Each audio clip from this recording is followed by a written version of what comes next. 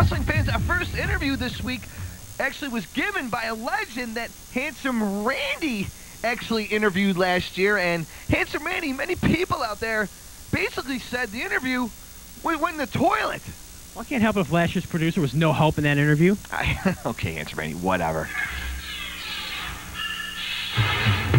Once again, I'm standing here with one of the true legends ever to grace the ring, George the Animal Steele. And how are we today? How are we today? Doing pretty good. And what have we been up to lately? I know I've heard you're still active on the indie scene. Any good questions? Okay. Today, get with it, will you? What are you here for? What do you want to ask me? It could be worse. You wanted me to ask you about turnbuckles. Yeah, it could be worse. He'd go through the wall with you. I know you're a big supporter of the Hall of Fame. Tell me, you started this 3 years ago. Tell me, how did you get off the ground? Well, I didn't really start it. Tony Villano's done all the work, but I think you've seen the fans that were here today. I think it's magnificent.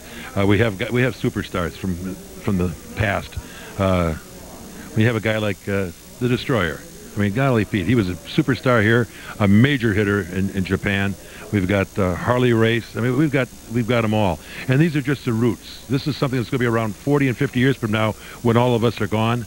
But it's a way that people will remember wrestling back in the 40s, 50s, 30s. And in Destroyer's face, the Destroyer was a super champion and superstar even back into the 20s. That's why he wears the mask, because it's all wrinkled up and, so things like that are happening. So we've got to remember people like that. We cannot forget them.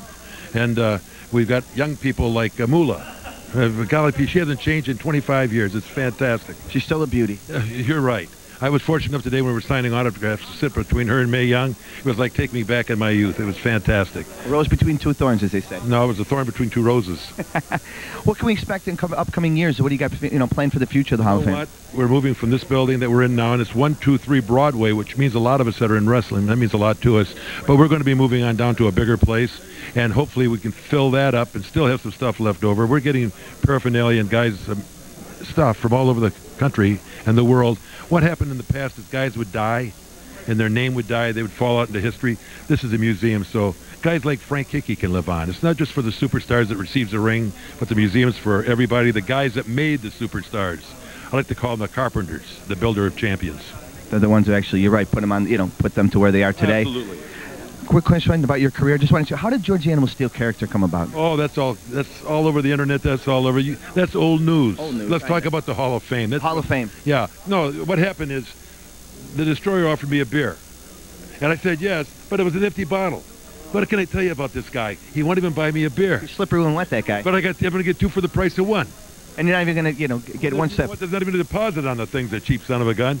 Hey, have a great time. Thank you, guys friend. are enjoying it. Thank you very much, Mr. Steele. Okay, Thank bye-bye. you. Handsome Randy, George Steele. What a great guy he is. And let me tell you, he's really involved. Wait a second. Oh, hang on.